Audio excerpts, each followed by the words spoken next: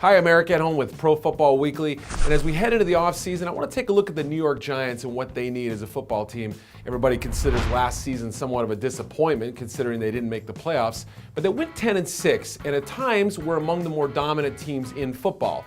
But of course, everyone's stuck on Philadelphia, Deshaun Jackson's punt return, and the meltdown that followed. I still see the Giants as possibly being an elite team heading into next season, with perhaps only a few changes needed in personnel. There is some question in free agency about what might happen, especially in the offensive side of the ball. Wide receiver Steve Smith, coming off an injury that ended his season prematurely. He's a decision to make. I think he's a dependable enough player where Eli Manning will campaign to get him back. Tight end Kevin Boss, however, he might be one of the guys that gets left behind. It's hard to say what his role in the offense would be. Up front on the offensive line, they did a pretty good job last season, filling in for injuries and guys going down in the middle of the season. So I think there's enough experience and versatility on that line to not expect major changes up front. Otherwise, Hakeem Nicks could turn into a frontline receiver. Mario Manningham took a step forward. The offense looks to be in good shape.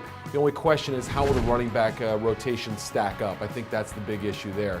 On defense, you could see them add to an already impressive cast of defensive line members. Jerry Reese, the general manager, has always favored those guys coming from the Ernie Accorsi school of scouting. You can never have too many good pass rushers and run stoppers. So I wouldn't be shocked, even if linebacker's a bigger need, that they go out and get another defensive lineman. Let's talk about linebacker a little bit.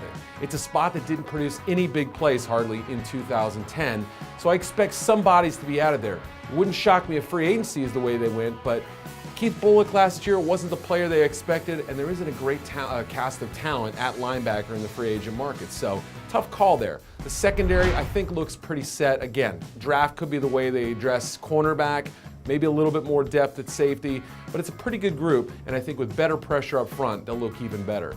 The Giants look pretty good right now. I think they might be on the verge of being an elite team again, so don't snooze on them in 2011. I'm Eric at Home with ProFootballWeekly.com, and be sure to follow me on Twitter.